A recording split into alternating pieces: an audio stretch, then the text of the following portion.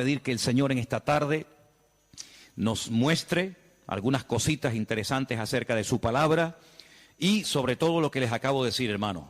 Estad preparados, tener respuestas correctas, adecuadas, para que cuando los inconversos, la gente que no conocen al Señor, vengan a hacernos preguntas, nosotros podamos responderle correctamente. Bendito sea Dios.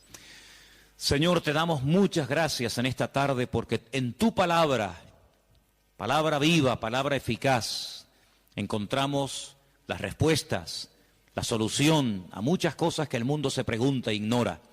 Te pedimos, Dios mío, en el nombre bendito y poderoso de tu amado Hijo Jesús, que todo lo que compartamos en esta tarde sea de bendición, sobre todo para los que están buscando la verdad, para los que quieren adquirir conocimiento y conocer la verdad, verdad que les hará libres. Ayúdanos en esta tarde, Señor, a la luz de tu palabra, a dar respuestas a tantos interrogantes y preguntas que la gente tiene hoy en día. Nos ponemos en tus manos y pedimos que nos des luz y claridad en tu palabra, para que podamos, Dios mío, creer adecuadamente, estar firmes en la fe, sin titubear, sabiendo en quién hemos creído. Ponemos este tiempo de estudio en tu palabra, en el nombre bendito de Jesús. Amén y amén. Bendito sea el Señor. Hermanos, quiero llevarles a 4 textos para comenzar. Y el primero va a estar en Jueces capítulo 11. Nos vamos a lo que llamamos Antiguo Testamento, al capítulo 11 del libro de los Jueces. Y vamos a leer concretamente el versículo 40. Jueces, repito, capítulo 11, versículo 40.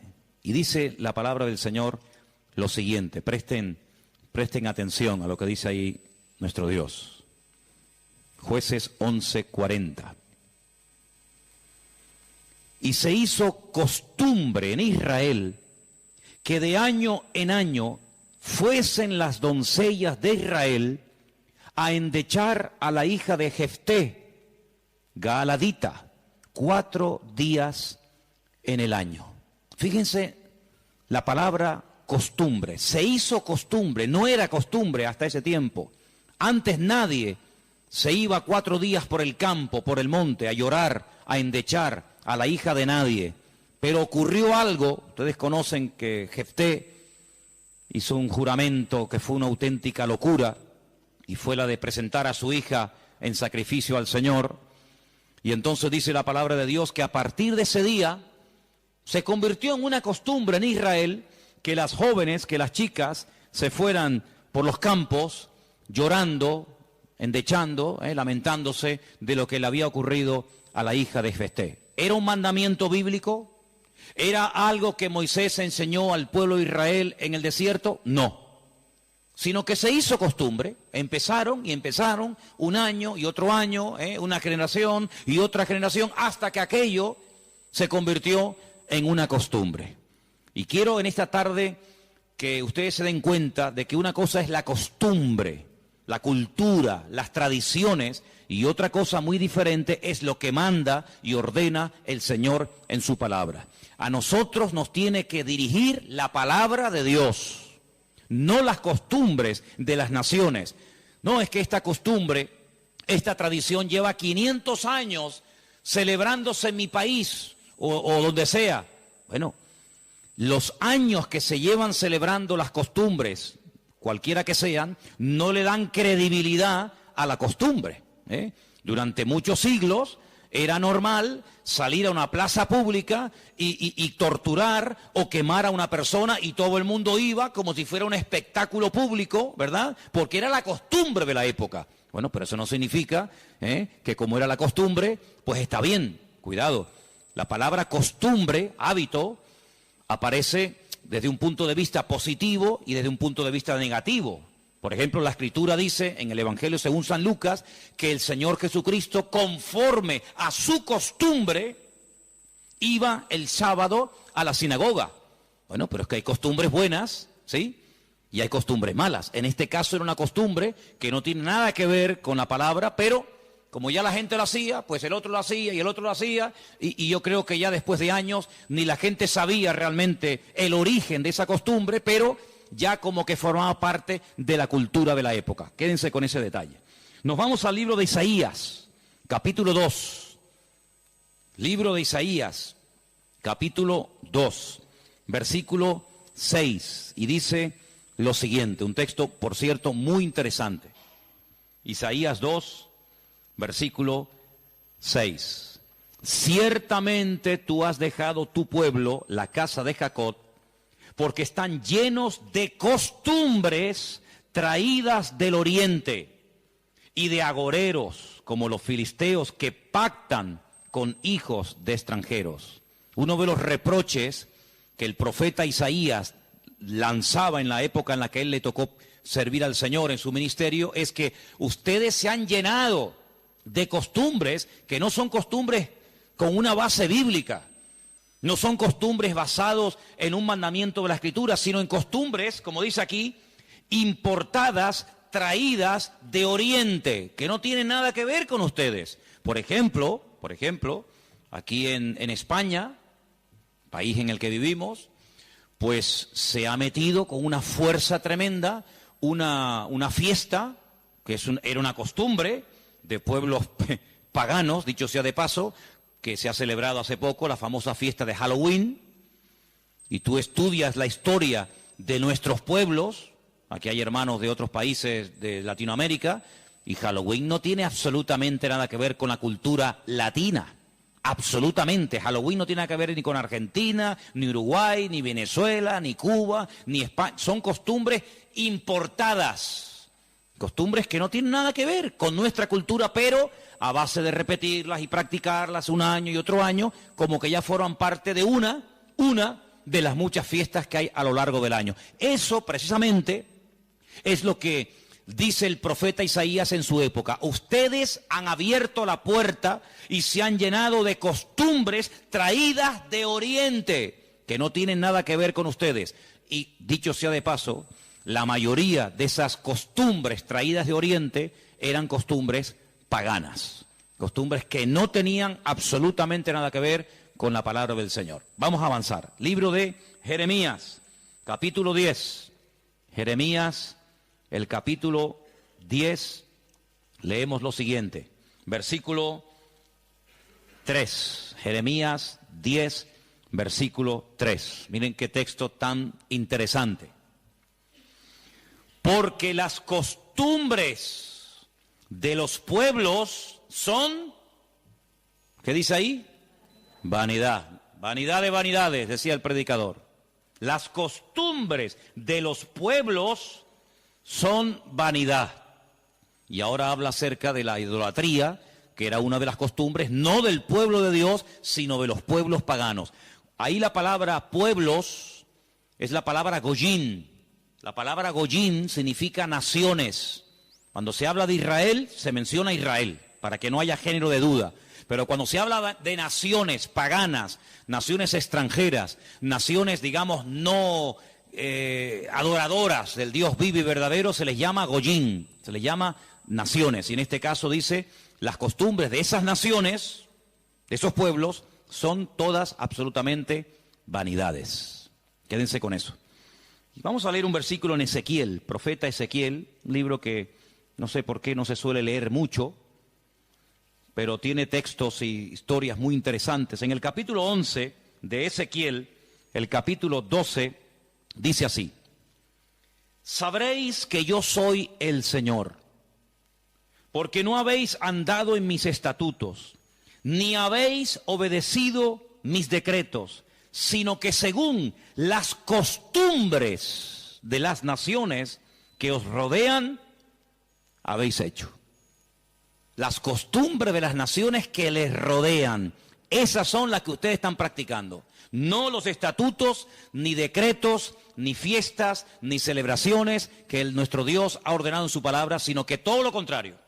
Hay momentos, ustedes seguramente han leído esos pasajes, donde los profetas, tratando de convencer, de sacudir al pueblo de Israel, les decían, a ver, vamos a ver, díganme ustedes un pueblo, una nación que haya cambiado sus dioses, que hayan dejado sus idolatrías por nuestro Dios. Ninguno, ninguno. Los egipcios, mira que vieron milagros los egipcios, porque las famosas 10 plagas de Egipto eran milagros, eran demostraciones del poder de Dios, ¿sí o no? Totalmente. Dejaron los egipcios al convencerse de que sus dioses no servían para nada, que hicieron el ridículo. Dejaron los egipcios su idolatría para creer en el Dios de los hebreos, en el Dios de Moisés, ¿sí o no? Para nada. Es más, cuando salen de Egipto, ¿qué hace el faraón? Vamos a perseguirlos, vamos a atraparlos y llevarlos otra vez a Egipto para que sean nuestra mano de obra. No se convirtieron, no se arrepintieron. Y mira que vieron la gloria de Dios, un río lleno de sangre. Bueno, eso es algo tremendo. Cruzaban la calle y allí la gente tenía luz y alegría y vida. Y a este lado, muerte, los animales se morían llenos de úlceras, llenos de llagas, miseria, pobreza, muerte. Oiga, aquí hay una diferencia. Esta gente pinta con sangre de cordero las puertas de la casa y no se muere nadie. Y nosotros, los poderosos egipcios, incluido el faraón, se mueren todos los primogénitos. ¿Te parece poca diferencia? Y así podríamos hablar de otra, ¿verdad? Se convirtieron, dejaron su idolatría por el Dios de Abraham, de Isaac y de Jacob. No. Daniel, en Babilonia, ¿cuántas veces vieron la gloria de Dios a aquella gente? Vieron a Daniel sobrevivir toda una noche y no ser atacado por los leones cuando lo metieron en el foso. ¿Se acuerdan, sí o no? Vieron a aquellos 3 jóvenes que les habían cambiado el nombre, que no se quemaron dentro del horno de fuego. ¿Cambiaron? ¿Recapacitaron? Ninguno.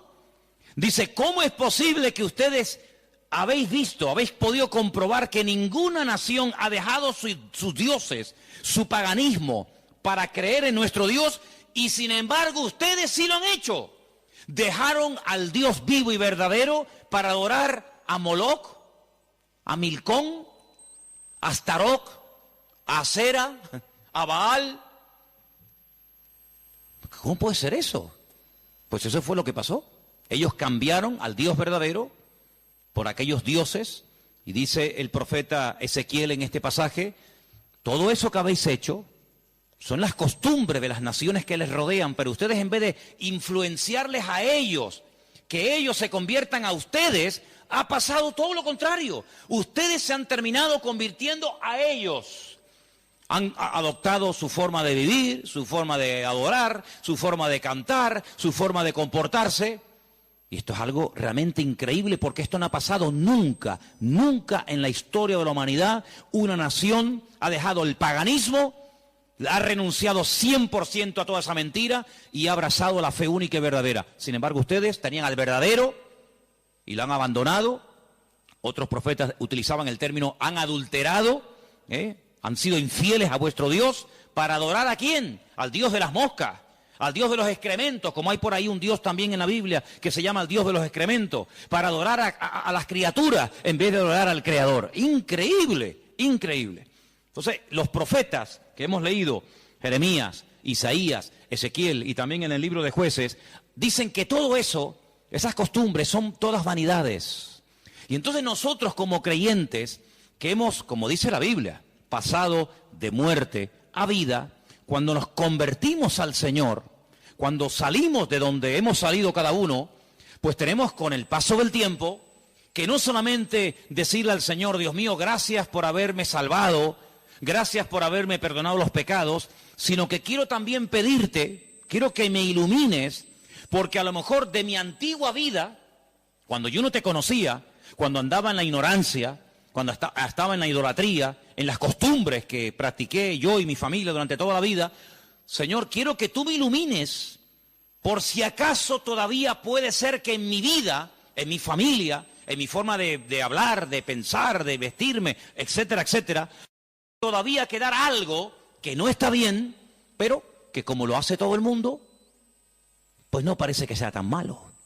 Porque si os dais cuenta, hermanos, hay cosas que se hacen hoy en día que están mal. Pero sin embargo, como las hace todo el mundo, no se ven mal.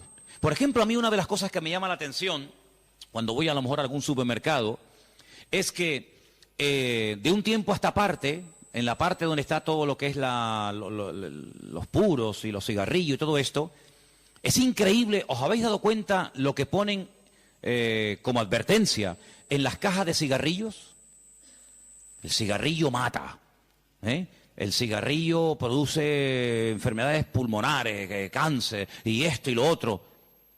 Pero ¿quién hoy en día iría por la calle poniéndole una multa a una persona por fumar? Nadie. ¿Por qué? Porque como lo hace todo el mundo, ya forma parte de una vida normal, pues no se ve tan mal. Pero cuidado, el que lo haga mucha gente no significa de que esté bien, ¿sí o no? Entonces puede ser que a lo mejor algunos de ustedes en algún momento se ha sentido, perdonen la expresión, como un bicho raro en su puesto de trabajo, con los amigos, con la familia, con los vecinos, ¿sí o no?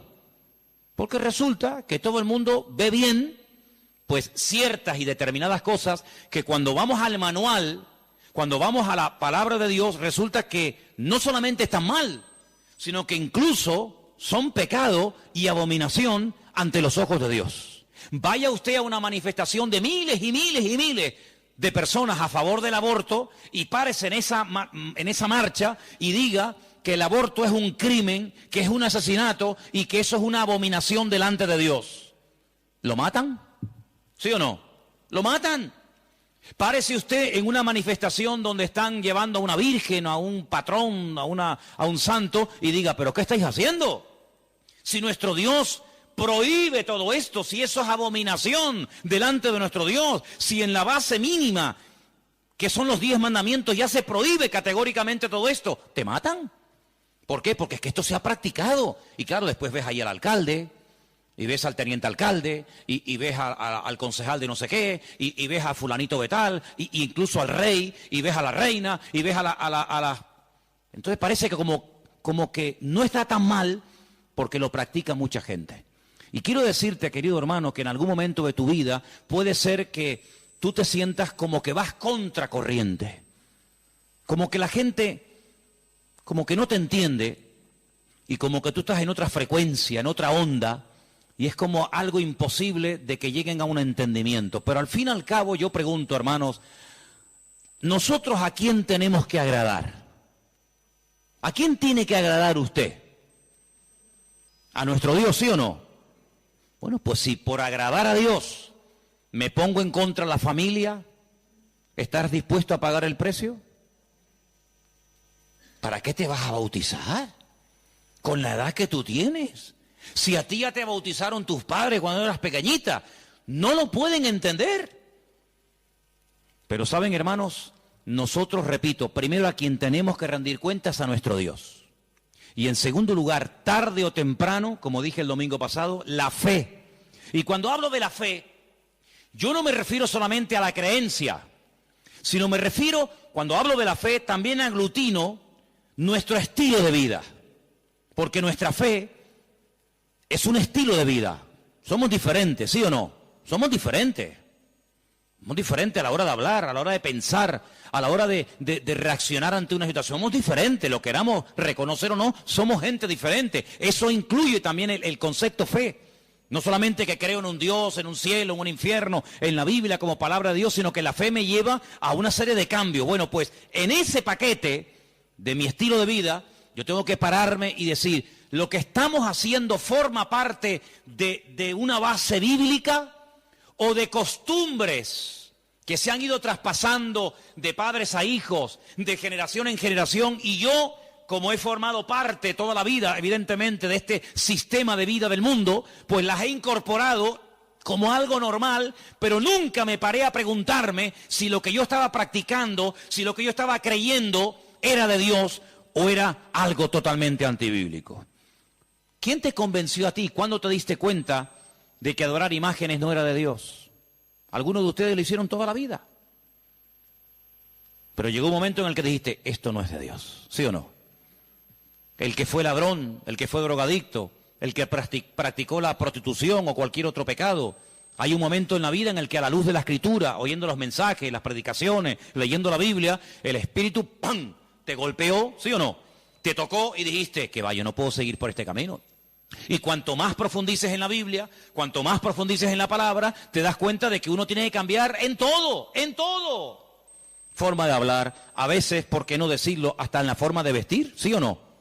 Hombre, vamos a ver, Si, por ejemplo, una chica que está ejerciendo la prostitución esta tarde se convirtiera al Señor, seguramente la forma como esa chica se viste, que está diseñada para seducir, para atraer, para llamar la atención, pues cuando esa chica se convierta al Señor, lo más probable es que el Espíritu le ponga en su corazón que la forma como viste, pues es una forma que tiene una finalidad, pero que esa finalidad en absoluto la tengo que llevar a cabo en un culto. Por lo tanto, seguramente, en un momento determinado, el Señor le pondrá en su corazón, oye, vístete un poco más decentemente, más ¿sí o no?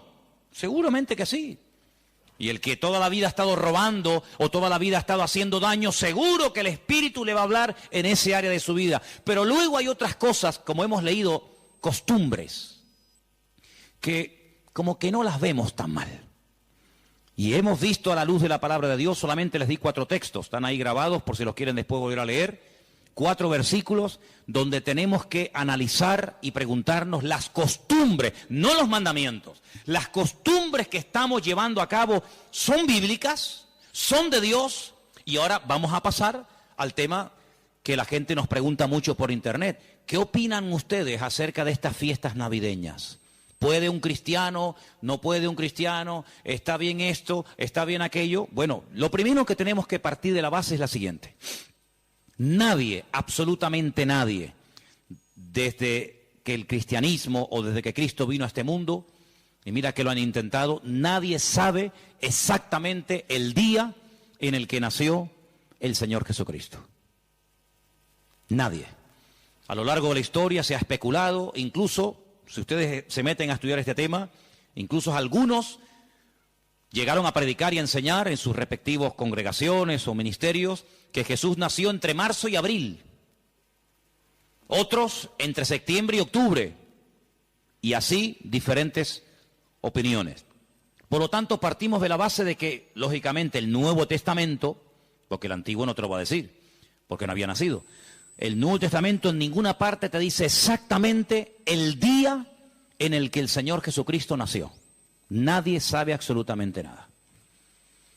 Sí sabemos que murió en una época en la que los judíos estaban celebrando una fiesta llamada la Pascua.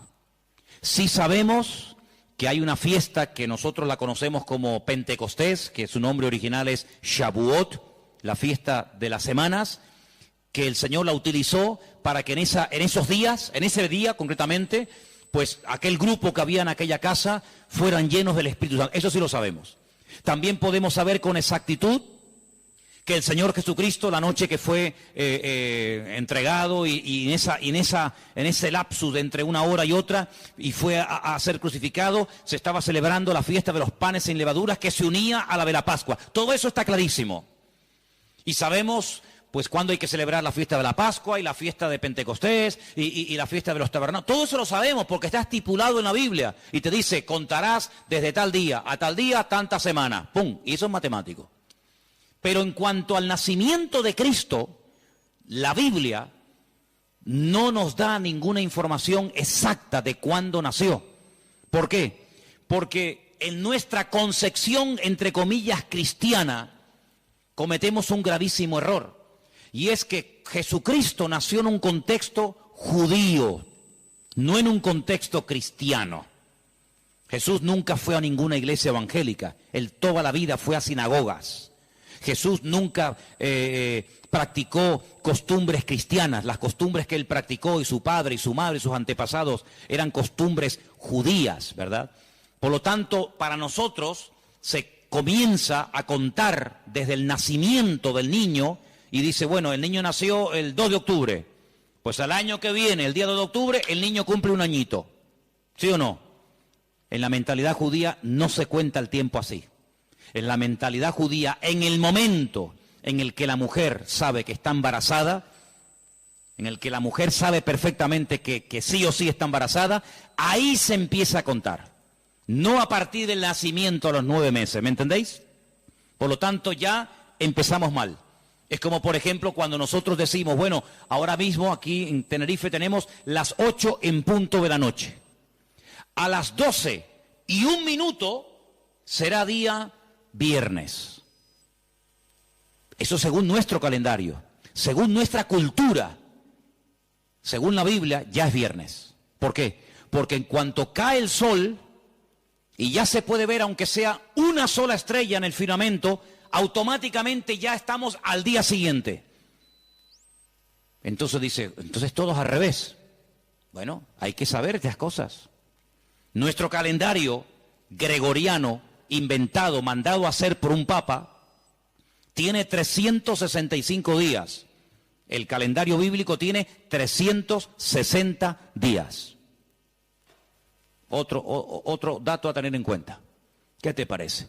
Y así podríamos contar cantidad de detalles que cuando uno va a la palabra, uno tiene que conocerlos. Porque si no ya estás partiendo equivocadamente.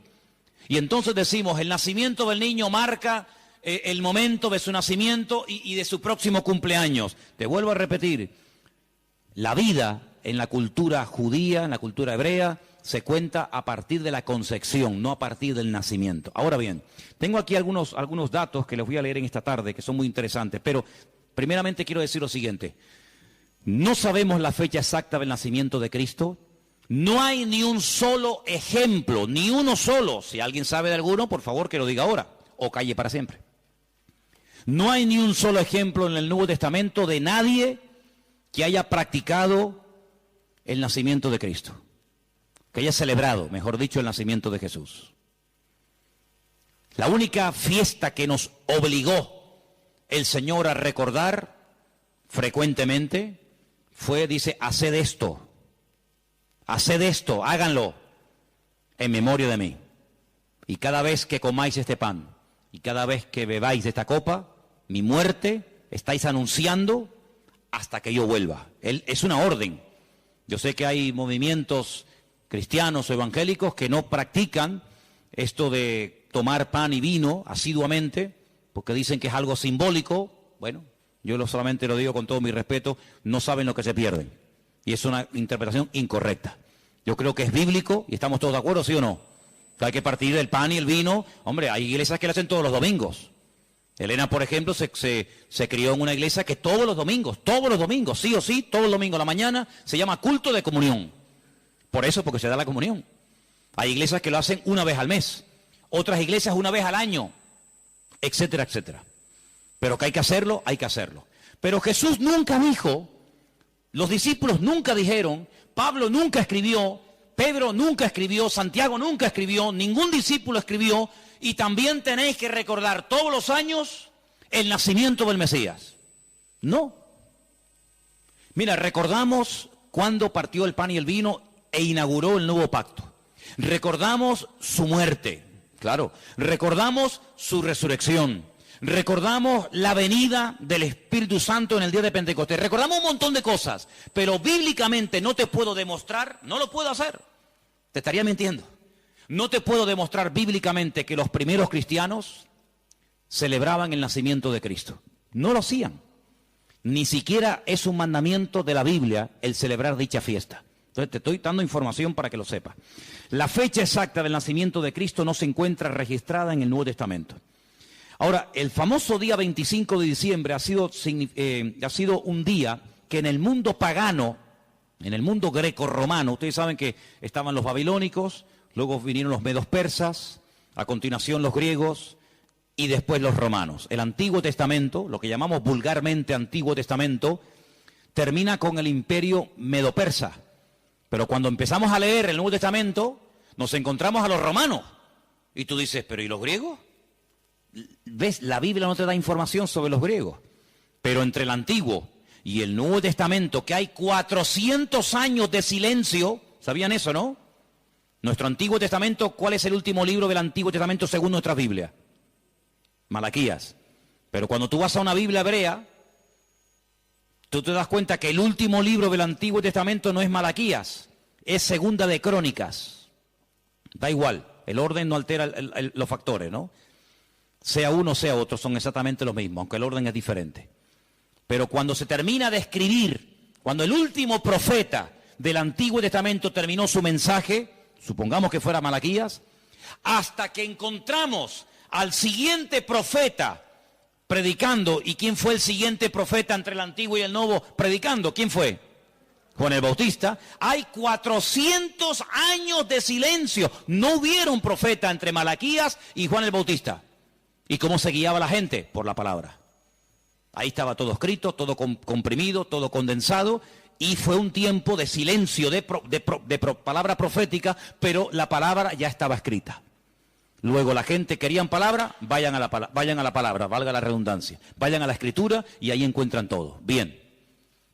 Entonces cuando vamos a estudiar la palabra de Dios, nos encontramos que ese imperio que no aparece en el Antiguo Testamento, que son los griegos, que aparece en esos famosos libros que yo he recomendado muchas veces que lean, Primera y Segunda de Macabeos, que son la familia de los Macab, que significa martillo en hebreo. Los macabeos son los que martillaban, los que machacaban.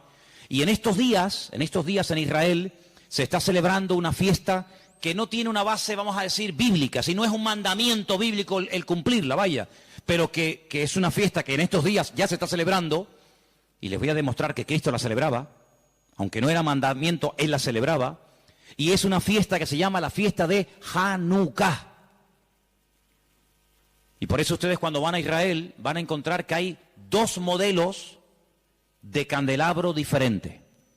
Está el famoso menorá, que tiene 7 brazos, y después se encuentran la Hanukkía. Menorá es el de 7, Hanukkía es el de 9. Y tú dices, ¿qué diferencia hay entre uno de 7 y uno de 9? Bueno, te lo voy a decir. El candelabro de 7, la menorá, era el que se utilizaba primeramente en el tabernáculo y después en el templo, pues para iluminar. No había luz eléctrica, no había un interruptor y se encendía la luz, sino que se ponía aceite, ¿verdad? Se iluminaba para que el sacerdote pudiera moverse y pudiera ministrar en el templo, ¿verdad? Ya dimos en su día una explicación de que el primer versículo, quédense con este dato, el primer versículo de los primeros 5 libros de la Biblia, Génesis 1.1, Éxodo 1.1, Números 1.1, Levítico 1.1 y Deuteronomio 1.1, nos explican todo lo que tiene el menorá. ¿Cuántas palabras tiene en hebreo el primer versículo de Génesis? 7 brazos. Otra característica de la menorá la encontramos en Éxodo 1.1 y así sucesivamente, pero no voy a entrar en detalles acerca de eso. Pero en la época de los seleucidas, en la época de los griegos, déjenme que les cuente algo de historia, que es bueno saberlo. Cuando Alejandro Magno muere, dicen que era homosexual, no dejó descendencia. Es el único imperio que pervive después de la muerte del emperador, pero no en sus hijos, sino en sus generales. Por eso Daniel, cuando está en Babilonia, dice que él vio a un leopardo con 4 cabezas. Y las 4 cabezas son los 4 generales que cuando Alejandro Magno muere, se reparten en 4 pedazos el mundo que había conquistado Alejandro Magno, ¿verdad? Uno de los trozos que se reparte tenía que ver con Israel. Y allí estaba el famoso Antíoco Epifanes, que era terrible, terrible. Ese fue el que se atrevió a meter a un cerdo dentro del lugar santísimo y sacrificarlo y de esa manera, humillar y avergonzar a Dios y en fin, tantas cosas, ¿no? Esa es la famosa abominación desoladora, la profanación del lugar santísimo. En esa época de los griegos había una familia compuesta por una serie de hermanos que se propusieron restaurar la vida política y espiritual de Israel. Los griegos dominaban, el templo lo habían convertido en un gimnasio, habían impedido los sacrificios y aquello era un desastre. Esta familia se levanta, primero un hijo, después el otro hermano, todos murieron como mártires, es una historia tremenda. Y estos macabeos, que no se llamaban macabeos, sino una especie de apodo, los que martillaban, los que golpeaban, pelearon militarmente, cuerpo a cuerpo con los griegos y los derrotaron, los vencieron, los echaron de Israel y restauraron el culto en el templo. Pero resulta que el aceite que se utilizaba para las lámparas del candelabro, en este caso de la menorá, no llegaba, porque lleva un proceso y se tarda un tiempo en elaborar ese aceite específico para la menorá. Había muy poco aceite. ¿Qué ocurrió? Oraron al Señor y el Señor hizo que la poca aceite que quedaba durara milagrosamente más tiempo de lo que habitualmente duraba. A partir de ese momento, para recordar el milagro de que el Señor permitió que el aceite durara más tiempo de lo habitual, se comenzó a celebrar la fiesta de la Hanukkah, la fiesta de las luces, la reinauguración del templo. Entonces, en esta época del año, para recordar ese milagro, se enciende con la vela del centro, cada día una vela diferente, hasta llegar a 9 velas, porque ese fue el tiempo que duró el aceite. Y eso es lo que significa la fiesta de Hanukkah. Ahora ustedes pueden ver, dice, y Jesús subió al templo a la fiesta de la dedicación del templo. Y tú dices, ¿qué fiesta es esa? Porque ahí no dice Pascua, ahí no dice Pentecostés, ahí no dice Tabernáculo, dice a la fiesta de la dedicación del templo. Pero si el templo ya estaba inaugurado cuando Cristo vivía. Pero era la fiesta en la que se recordaba la reinauguración del templo cuando los macabeos derrotaron a los seleucidas, a los griegos, y entonces esa era la fiesta de Hanukkah que Cristo la celebraba, Juan capítulo 10. Entonces Cristo, que sabía la historia de esa fiesta, dice, yo soy la luz del mundo. Y la gente sabía lo que estaba diciendo, porque así como este aceite, esta luz se enciende, yo soy ahora la luz del mundo. Y posteriormente a sus discípulos le dice, y ahora también vosotros sois la luz del mundo. Y todo está basado en algo que pasó en aquel tiempo. Entonces, cuando vamos al Nuevo Testamento, nos encontramos que nos dice la Biblia quién gobernaba en el Imperio Romano en el tiempo del nacimiento de Cristo. Pero cuando se hace el calendario gregoriano o cristiano, vaya, el que tenemos ahora mismo nosotros, se cometió una gravísima equivocación. Algunos calculan que del verdadero calendario bíblico al que usamos actualmente puede haber una diferencia entre 4 y 6 años. Es decir, que en vez de estar ahora en el 2015, estaríamos ahora 4 años o 6 años más de lo que estamos. Y eso es bueno saberlo, porque la Biblia nos da datos acerca de lo que va a ocurrir en cada tiempo, y por eso estamos viendo profecías cumplidas nosotros en este momento, que tú dices, pero no me encaja el tiempo. Claro, no te encaja el tiempo si te llevas por el 2015, pero si te llevas por el calendario bíblico, te encaja todo de una forma maravillosa, porque Dios no se mueve con el calendario inventado por don Gregorio, sino Él se mueve por el calendario inventado y creado y dado por Él en su bendita palabra. ¿Cuántos dicen amén? Entonces, sigo leyendo esto que está muy interesante. La historia de la Navidad parece tener los primeros antecedentes entre el 320 y 353 después de Cristo. Es decir, que hasta el 350 y pico después de Cristo, ningún cristiano, ninguna iglesia practicaba o celebraba lo que vulgarmente llamamos la Navidad.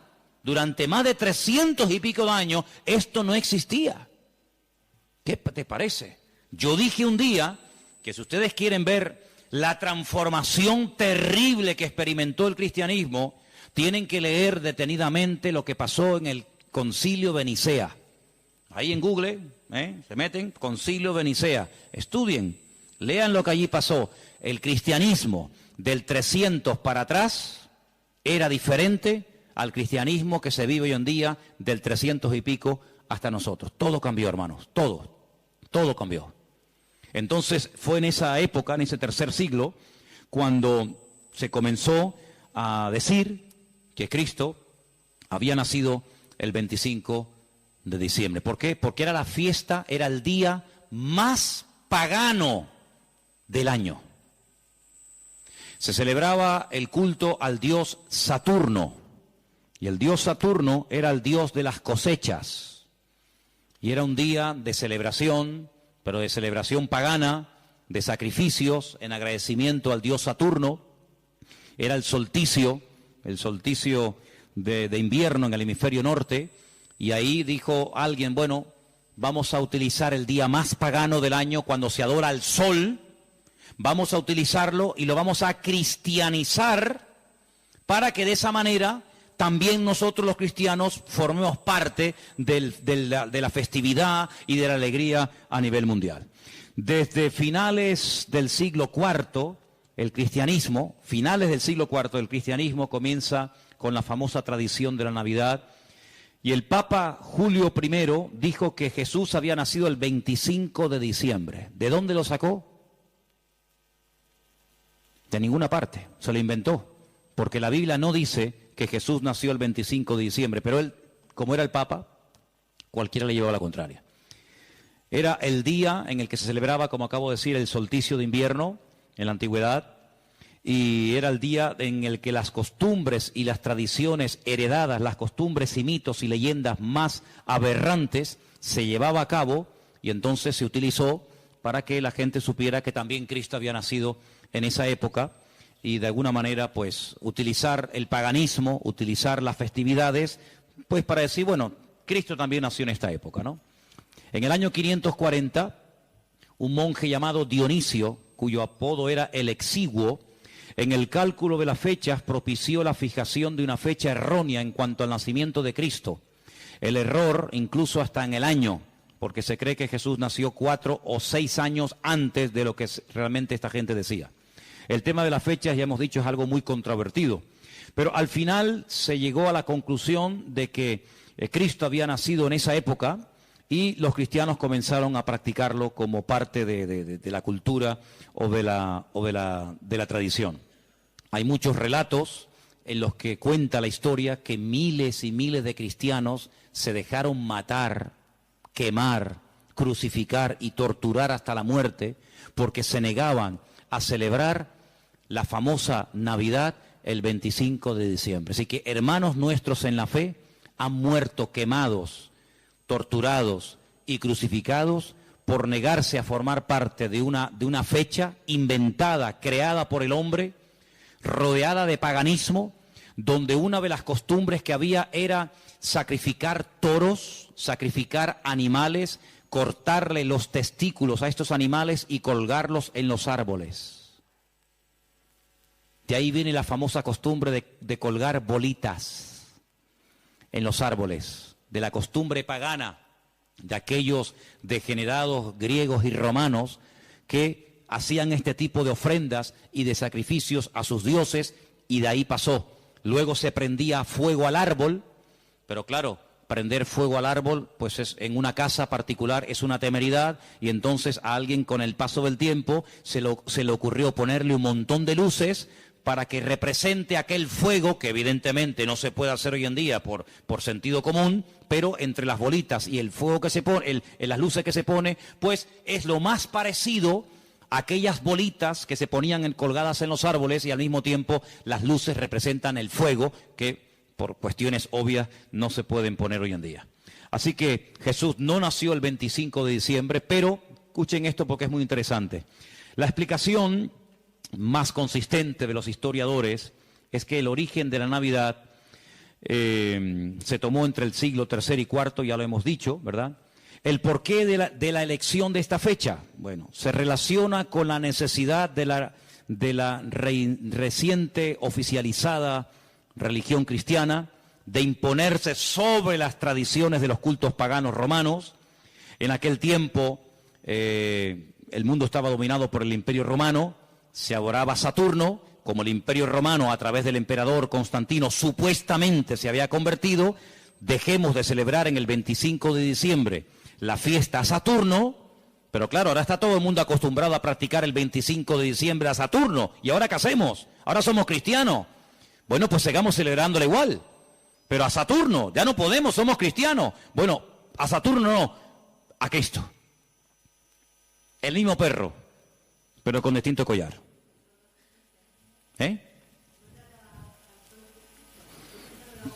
Adoraban al sol. Sí, ellos pueden decir misa.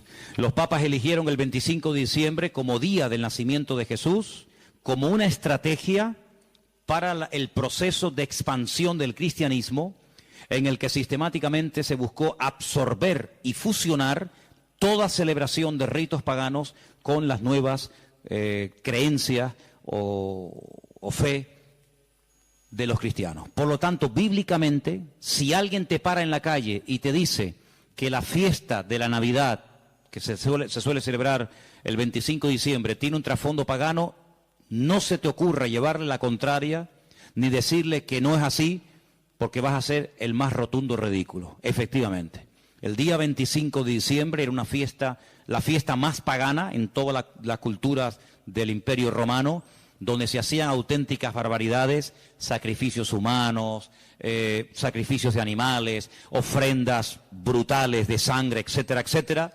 Como supuestamente, repito, el Imperio Romano dejó el paganismo y abrazó la fe cristiana que había perseguido durante más de 300 años, pues ahora ¿qué hacemos? Ahora nos encontramos con un dilema. Bueno, lo solucionamos fácilmente. Seguimos manteniendo el día, seguimos manteniendo las costumbres de dicho día, ¿vale? Seguimos celebrando todo exactamente igual, pero en vez de a Saturno, en vez de a divinidades falsas, pues la celebramos a Dios y total, aquí no ha pasado absolutamente nada. A base de repetir y de repetir y de practicar, un siglo, una generación, otra generación, nos hemos puesto hoy en día en el año 2015, aparentemente después de la era cristiana, y resulta que hemos abrazado unas costumbres y unas prácticas que nosotros no lo hacemos con ninguna mala intención, ¿no? Nosotros no lo hacemos porque creemos en el paganismo, ni mucho menos, pero sin darnos cuenta estamos practicando y celebrando y haciendo cosas que tienen un trasfondo totalmente pagano, pero después queremos que los paganos cambien cuando los paganos lo que han hecho es que nos han cambiado a nosotros. Y se han metido en nuestras casas, y se han metido en nuestras costumbres, y se han metido en nuestro vocabulario, y hemos visto, no de ahora, de hace ya muchos años, que en estos días, que teóricamente, vamos a decir, ha nacido el Señor, que no es así, ya lo hemos demostrado, pero que teóricamente teníamos que celebrar su nacimiento, resulta que se ha convertido en una fiesta, ¿de qué? De despilfarro, de derroche, de negocio, donde después se habla de la famosa cuesta de enero, porque la gente empezó a regalar y a comprar y a regalar y a comprar, a regalar y a comprar cosas que después en enero se arrepienten o no usan o quieren cambiar, y después resulta que ya el año, en vez de empezarlo libre de deudas, ya lo empiezan con más deudas, aparte de las que ya tenían del año anterior. ¿Por qué? Porque la fiesta así lo requiere. Porque si no le regalamos al abuelito, y si no le regalamos nada al niño, y si no le regalamos nada a la abuelita, o al tío, o al papá, o al sobrino, pues como que es una falta de educación, y como que falta el amor en la familia, y como que todos nos hemos vuelto locos, y nos hemos fanatizado, porque ahora somos cristianos. No, mi hermano, aquí no nos hemos vuelto locos, sino que ¿sabe lo que pasa? Que el conocimiento confronta, y el conocimiento compromete. Por eso hay gente que dice, yo prefiero no saber nada, y seguir en la ignorancia. Pero ¿sabes qué? Cuando estamos en Cristo, estamos obligados, estamos comprometidos con la verdad. Y la verdad nos hará libres en la medida, no es como un botón, la verdad os hará libres. Eso no cuesta nada decirlo. La verdad nos hará libres siempre y cuando interioricemos y practiquemos la verdad. Porque yo puedo conocer la verdad, pero la verdad si no la vivo, si no me la aplico, si no la practico y si no la interiorizo, la verdad simplemente no hace absolutamente nada. No es como un amuleto. ¿Cuánta gente ha comprado antaño la Biblia? ¿Cuántos hogares tenían un pedazo de Biblia enorme y la tenían ahí en la estantería? ¿Por qué? Porque, hombre, es la palabra de Dios. Pero es que la palabra de Dios no es un amuleto. No es como el que pone una herradura.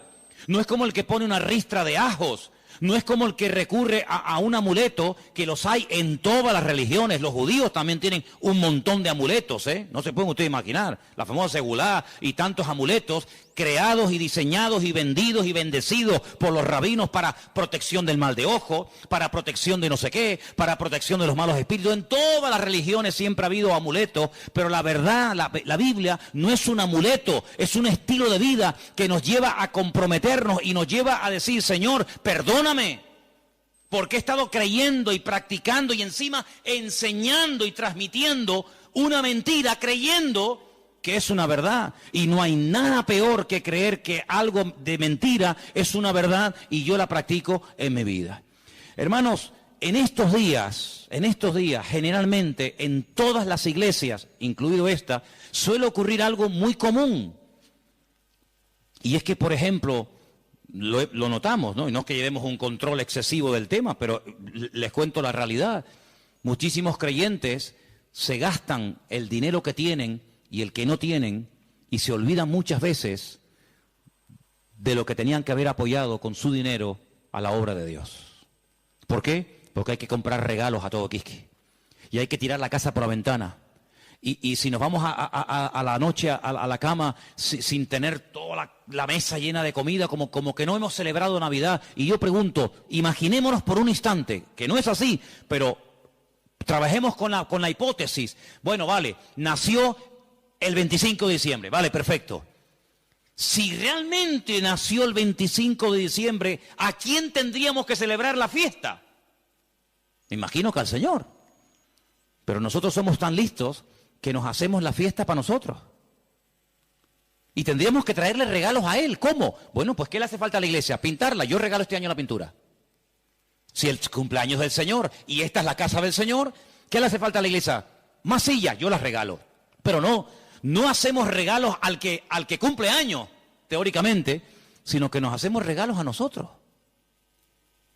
A papá, a mamá, al tío, al sobrino. Y yo digo, bueno, ¿el cumpleaños de quién es? ¿Tuyo?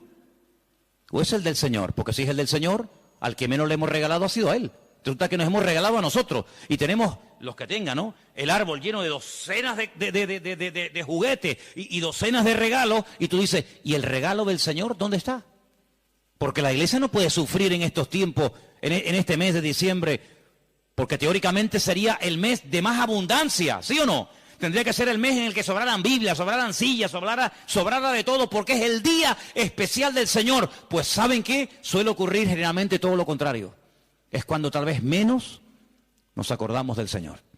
Ahora, nosotros vamos a utilizar la fiesta que el mundo inventó, no el Señor, no la iglesia primitiva, no la Biblia. Nosotros vamos a utilizar la fiesta que inventó el mundo para decirle al mundo el motivo por el cual el Señor vino a este mundo. Que no fue otro más que morir por nuestros pecados, derramar su sangre y restaurar nuestra vida y sacarnos de la miseria y de la ignorancia y ponernos en el reino de su amado Hijo. Eso es lo que vamos a hacer. El mundo que celebre lo que quiera. No es un tiempo para derroches, ni despilfarro, ni borracheras. No es un tiempo para trasnochar y tirar la casa por la ventana y parece que si no le regalo un suéter o un pantalón o una camisa, fulano se enfada y me mira, pues que me mire como quiera. Pero no es un tiempo para nosotros. Tendría que ser en todo caso un tiempo de más oración, de más compromiso, de más reuniones, de más entrega. Tendría que ser eso si verdaderamente nació en esta época. Tendría que ser eso, pero lamentablemente vemos que no lo es. Y entonces, amados hermanos, resumiendo un poco todo esto, ¿qué vamos a hacer nosotros? Vamos a decirle al mundo, claro, nosotros creemos que Él vino. ¿Cómo no lo vamos a creer? Nosotros creemos que Él nació y que Él vivió en esta vida y que Él murió y que Él resucitó y que digan lo que quieran, pero vino con propósito. Vino con un objetivo, no vino para entretenernos, no vino para que ahora en diciembre tiremos la casa por la ventana, luego en abril, marzo, abril, volvamos a recordar toda la tragedia de la sangre, de la muerte, de Pilato, de la crucifixión, de la tumba, de los latigazos, etcétera, etcétera, y el resto del año. No, hermano, no vamos a dejarle al mundo que nos diga cuándo y dónde tenemos que celebrar lo que tendríamos o no que celebrar. ¿Qué es lo que tenemos que celebrar? Lo que dice la Biblia. Haced esto en memoria de mí. Ahí tienes ya un ejemplo. Si dice el Señor, nos dice el Señor, haced, cumplid con esto en memoria de mí. Bueno, ahí tenemos una obligación, pero en ninguna parte mi Señor, nuestro Señor, ni a ti ni a mí, nos dice, y una vez al año recuerden que el 25 de diciembre yo nací. Porque dicho sea de paso, cuando Cristo nació, la palabra diciembre ni existía. Porque ni ese mes existía cuando el Señor Jesucristo nació, sino que estamos hablando de términos y de palabras creadas, diseñadas e inventadas por los hombres. Y quiero que este año sea diferente. Debe ser diferente este año en nuestras casas. Lo dije hace mucho tiempo, cuando pongamos la mesa y nos juntemos los hermanos, los amigos, los familiares, etcétera, pongan en la mesa un cubierto como si Él estuviera sentado en la mesa con nosotros. Para que cuando venga un inconverso te diga, oye, ¿y ahí no se va a sentar nadie? Sí, ahí está sentado esta noche el Señor con nosotros. ¿Y eso? Sí, porque queremos que el Señor esté sentado en nuestra mesa. Porque si el Señor no está sentado en esta mesa, ¿qué rayo estamos celebrando nosotros aquí esta noche? ¿Qué estamos celebrando? ¿Un banquete? ¿Qué estamos celebrando? Si el Señor no está sentado en esta mesa, ¿qué hacemos aquí tú y yo? Es una cena normal y corriente como cualquier otra, pero queremos invitar al Señor a nuestra casa. Queremos que coma con nosotros, que viva con nosotros, que duerma con nosotros, que entre con nosotros, que salga con nosotros. Nuestra vida no gira en torno a fiestas, porque nuestra fiesta se llama Cristo. Y nuestra fiesta desde el 1 de enero hasta el 31 de diciembre. ¿Cuántos dicen amén? No tenemos que decir, ay, ahora el nacimiento, ay, ahora la muerte. Todos los días yo recuerdo que Cristo vino a este mundo a morir por mí. ¿Sí o no? Todos los días yo recuerdo que Él murió por mí en la cruz. Todos los días, no solamente el domingo de resurrección, allí en el Parque La Granja. Yo todos los días recuerdo que el Señor resucitó al tercer día. Yo todos los días recuerdo que Él está vivo. No tengo que decir, bueno, ahora esto. Ahora, ¿quién nos marca a nosotros el calendario? Lamentablemente, ¿sabe quién nos marca el calendario? El mundo. El mundo se ha metido en la cultura de tal manera que dice, no, ahora carnavales, ahora Halloween, ahora Semana Santa, ahora la Ascensión de María, ahora el Puente de la Constitución. Y le hemos dejado al mundo que nos organice el tiempo y nos diga incluso cómo tenemos que comportarnos en cada época del año. Claro, nosotros gracias al Señor somos cristianos y muchas de esas cosas ya no las hacemos, pero el que es mundano, el que no es cristiano, dice, carnavales, ¿me tengo que disfrazar? ¿Me tengo que disfrazar? ¿Por qué? Porque el mundo dice que ahora es cuando yo me tengo que hacer de disfrazar y hacer el idiota durante una semana o 15 días, pero luego no, ahora dice, no, ahora viene la cuaresma, ahora viene la resignación, el perdón, la ceniza, no sé qué, no sé cuánto. No, ahora viene la Semana Santa, no, ahora viene no sé qué. Y le hemos dejado al mundo que organice nuestro tiempo y nuestro estilo de vida. Nuestro tiempo y nuestro estilo de vida, ya lo dijo el Señor cómo tiene que ser. Si a alguien le interesa, aquí lo tienen. Señor, ¿qué tengo que celebrar en marzo? Señor, ¿qué tengo que hacer en diciembre? ¿Qué tengo que hacer cada día de la semana? Aquí está el manual.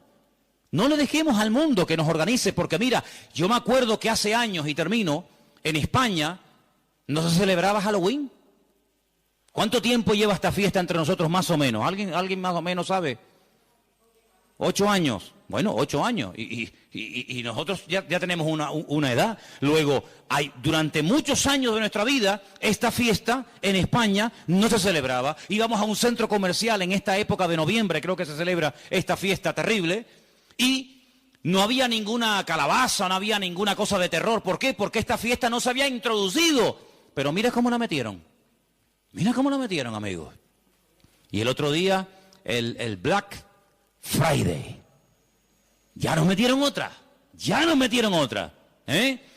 Y en enero, ahora y el mundo tiene, hermano, lo tiene tan claro, el diablo tiene tan claro los objetivos que dice, mira, a la gente le gusta varias cosas. Comer bien, vestir bien, vivir bien y divertirse. Perfecto.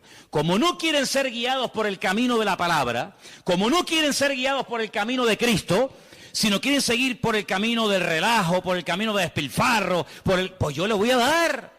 Y el diablo le da a la gente lo que quiere. ¿Quieres carnaval? Toma carnaval. Y tú dices, ¿cómo puede ser que un país que ha estado años en crisis llegue la fiesta del carnaval y no haya pagas para gente que no tiene nada y que están en el paro y que no tienen los pobrecitos nada? Y resulta que ayuntamientos den subvenciones de miles y de miles de euros a personas para que tiren la casa por la ventana durante una semana o durante un mes. ¿Cómo es posible? Es que el pueblo quiere eso. El pueblo quiere eso.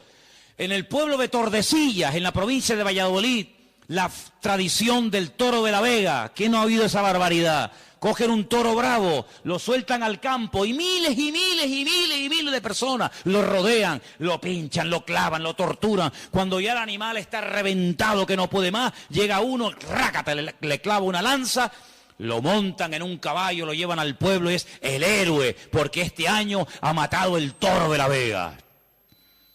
Cuando van allí la gente a protestar en contra de esta fiesta, cuando han ido ecologistas o personas que dicen, oye, pero ¿cómo puede ser esto? Los han sacado del pueblo a patadas, los han apedreado. Y cuando los periodistas pueden acercarse a uno de aquellos fanáticos, ¿saben lo que les dice? Nunca dejaremos de celebrar esta fiesta en nuestro pueblo, porque esta es una tradición que hemos tenido en nuestra tierra de toda la vida. Y es como si la tradición impera por encima de la razón. Primero la tradición, luego la razón. Primero la tradición y luego todo lo demás. Pero vamos a ver, pero como creyentes vamos a entrar en ese juego. Hermanos, muchos de ustedes cuando entraban al agua y se iban a bañar no se persignaban. O cuando pasaban por una cruz no se persignaban. O cuando pasaba un coche fúnebre no se persignaban. ¿Lo siguen haciendo? ¿A que no? Pero si lo hicimos toda la vida. Pero ya no. Ya no. Porque hemos entendido de que hemos pasado de muerte a vida. Pero sigamos pasando de muerte a vida. No nos quedemos en mitad de camino. No digamos, ya no adoro a esto, ya no adoro a aquello, ya no adoro a esto, ya no hago tal. Pero alguna cosita me queda. Me queda esto y bueno, total son unos días. Hermanos, sigamos avanzando. Ese fue el gran error de Israel. Entró, conquistó cuatro cachitos de tierra. No, toda la tierra tenés que conquistar, ¿no? Jericó, un poquito por aquí, un poquito por allá. Sí, pero escucha, es que allí viven los filisteos. Ah, bueno, no importa. Y allí viven los amorreos, y allí viven los no sé qué. Total, tenemos ya 4 casitas, nuestras vaquitas, nuestras ovejas, nuestras gallinitas. No, hijo, tienes que conquistar toda la tierra, porque si no los conquistas, ellos mañana se vuelven contra ti y te van a conquistar. Y en la vida cristiana no es conquistar el tabaco, la droga, la prostitución, la mentira, no sé, el soborno, no sé qué y no sé cuánto. Bueno, ya estos días ya están vencidos. Gloria a Dios. Pero ven para acá. ¿Y esto? ¿Y esto? ¿Horóscopo? ¿Cómo? Sí, horóscopo. Ay, amigo. No, pero es que ya no fumo, ¿no? Que no estoy hablando de eso. Eso ya está. Todavía tienes un poquito de horóscopo. Un poquito ahí de no sé qué. ¿Esto cuándo lo vas a conquistar? Lo que has conquistado no es excusa para no seguir conquistando lo que te falta. Es más, si has conquistado y superado cosas tremendas, te tienes que agarrar a eso y decir, Señor, como tú me ayudaste a conquistar y a vencer esto, que para mí era algo grande, importante, agárrate a eso y sigue practicando cosas. Porque yo te voy a decir una cosa. Cuando el Señor llamó a Gedeón, ¿se acuerdan? Llamó a Gedeón y le dice, mira, ven para acá. Tu padre tiene un ídolo en la casa y lo adora. Levántate y rómpeselo. Y Gedeón dice, ¿el ídolo de mi padre? Dice, sí, porque él no lo va a romper nunca. Entonces tú, que tienes las ideas más claras que él, ayúdalo, desata a tu padre. Porque si tú le dices a tu padre, papá, Dios me ha dicho que rompas el ídolo, tu padre nunca lo va a hacer. Pero tú sí lo tienes claro, ayuda a tu padre. Tú tienes más luz que él. Y entonces dice que lo hizo de noche. No se atrevió a hacerlo de día. ¿Saben la historia, no? Se levanta, despedaza el ídolo del padre y al día siguiente, ay mi madre, se monta la marimorera en la ciudad. ¿Quién rompió el ídolo del fulano de tal? El ídolo, el muñeco, la imagen del padre de Gedeón. Sale el padre de Gedeón, se entera y dice, bueno, si era tan poderoso, no fue capaz de defenderse. No sé quién habrá sido, pero vino alguien, lo rompió y no fue capaz de defenderse. Luego, no era tan Dios como yo creía que era. Fíjate que el hijo ayudó a que el padre se diera cuenta de que había estado adorando a un muñeco, creyendo que era un Dios poderoso, y cuando le atacaron, como es un ídolo, no pudo defenderse. Mira como un pequeño detalle, bueno, pequeño, como un gran detalle de su hijo, le ayudó a su padre a decir, oye, gracias, porque hoy me he dado cuenta de que yo estaba adorando a un muñeco. Hermano, Hay gente que a lo mejor dice, mira, yo esto lo voy a dejar de hacer. ¿Por qué? Porque no es de Dios.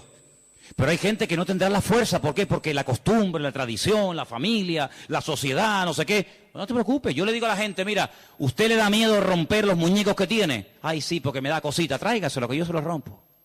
Yo le ayudo. No será la primera vez que me voy a ese patio ahí y me lío a martillazos con Pedrito, con Juanito, y no se defienden tú, ¿eh? Los desmigajo todos, ¿eh? Y no se defiende ninguno. Y le digo, ¿te das cuenta cómo nos han defendido? Entonces, hermano, hay cosas que tendrás que romper tú. Tú tendrás que romperlas y quitarlas de tu vida. Pero hay momentos en los que Dios te pondrá en una casa, en una familia, para decir, mira, déjame ayudarte. Déjame demostrarte que esto no sirve para nada. Y ahí se van a dar cuenta, con ese acto de fe y de obediencia que tú has ejecutado, se van a dar cuenta de que verdaderamente estaban creyendo en una mentira. Yo les he dado de comer, les he dado información, hagan lo que les dé la gana, como dijo Josué, hagan lo que quieran, pero yo y mi casa serviremos al Señor. ¿Oramos? ¿Les parece? Venga, oramos. Cierre sus ojos y recuerde lo que ha oído esta noche. Porque el conocimiento compromete y confronta. Y sin confrontación no hay cambio. Por eso esta noche Dios te ha dado una información y te ha dicho, esto viene de esto, esto y esto. Tú sabrás lo que haces. Pero te damos gracias porque tu palabra es luz. Es una lumbrera, es una antorcha que alumbra en medio de las tinieblas, en medio de la oscuridad. Y en esta noche, Señor, en este día, queremos pedirte, Señor, que nos dé fuerzas para que podamos terminar todos y cada uno de tus hijos este año en una rotunda victoria, contundente, real y genuina. Oramos por todos los hermanos, por todas las personas que a lo largo de la tierra nos están viendo y siguiendo cada semana, culto tras culto, desde aquí, desde Tenerife, bendecimos a esas miles y miles de personas que nos escriben, que nos ven, que nos oyen. Señor, queremos pedirte por ellos para que los bendigas y para que juntos podamos extender el reino de Dios, las verdades del Evangelio, las verdades que salvan, que transforman las vidas, que son las verdades de tu palabra. Libéranos de cualquier temor, rompe en nosotros toda atadura a la tradición, a la costumbre, rompe todas esas costumbres paganas que a veces hemos cultivado y hemos practicado durante años sin darnos cuenta lo que hemos estado haciendo, Señor. Que en nuestros hogares, en nuestras vidas, en nuestras congregaciones, Señor, haya libertad, haya verdad. Y gracias te damos porque tu verdad, tu palabra libera y queremos ser libres de todo engaño, de toda ignorancia, de toda mentira. Y te damos gracias porque hasta aquí podemos decir, el Señor nos ha ayudado. Hasta aquí el Señor nos ha bendecido. Y hoy no adoramos a nada ni a nadie más que al Señor nuestro Dios. Recibe toda la gloria, mi Señor. Recibe toda la honra y que en esta noche salgamos de este lugar con las ideas claras, sabiendo lo que tengo y lo que no tengo que creer y practicar. Porque tu palabra siempre habla y yo acepto que el Señor ha hablado a mi vida esta noche. Y toda la gloria para ti, mi Dios. En el nombre de Jesús. Amén.